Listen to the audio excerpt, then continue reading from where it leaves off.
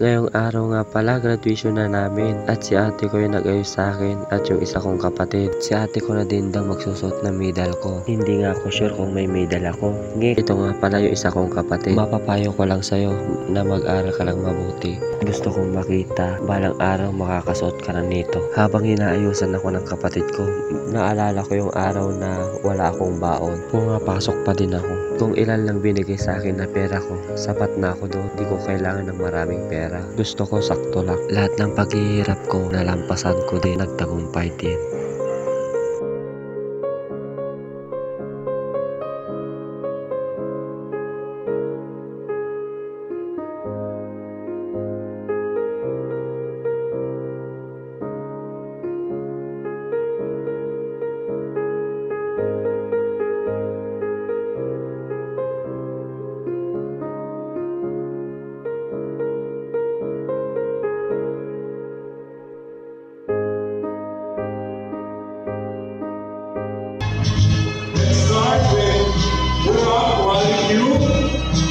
Royalty awardee, Master of National